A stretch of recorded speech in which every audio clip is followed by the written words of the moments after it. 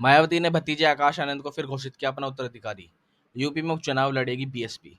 मायावती ने अपने भतीजे आकाश आनंद को एक बार फिर उत्तराधिकारी घोषित कर दिया है। उन्होंने दोबारा बहुजन समाजवादी पार्टी का राष्ट्रीय संयोजक भी बना दिया गया है।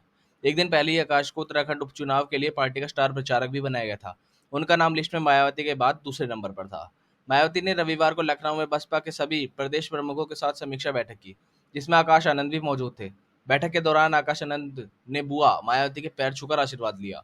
यूपी की पूर्व मुख्यमंत्री मायावती ने भतीजे के सिर पर प्यार से हाथ रखकर दुलारा और उनकी पीठ थपथपाई।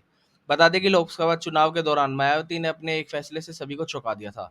उन्होंने भतीजे आकाश आनंद को अपरिपक्व बताकर पार्टी के नेशनल कोऑर्डिनेटर पद से हटा दिया था।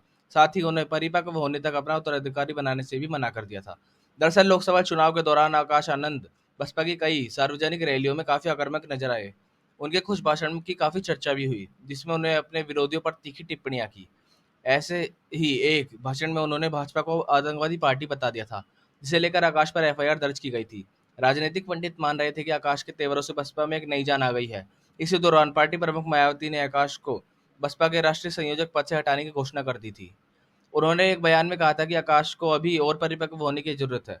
लोकसभा चुनाव में बसपा की बुरी दुर्गति हुई थी और उसका खाता भी नहीं खुल सका।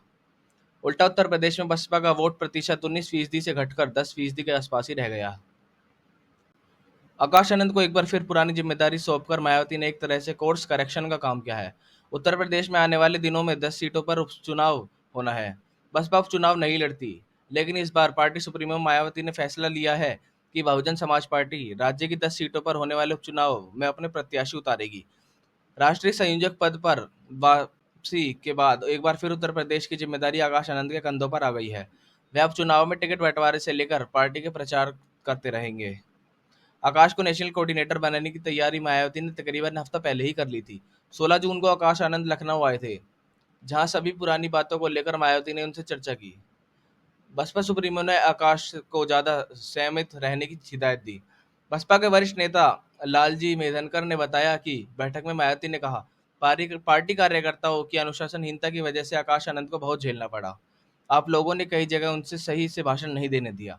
माना जा रहा है कि बसपा की नज़र 2027 में होने वाली यूपी विधानसभा चुनाव पर है।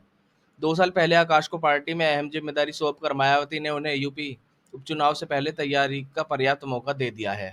आपको यह खबर कैसी लगी हमें कमेंट बॉक्स में जरूर बताएं।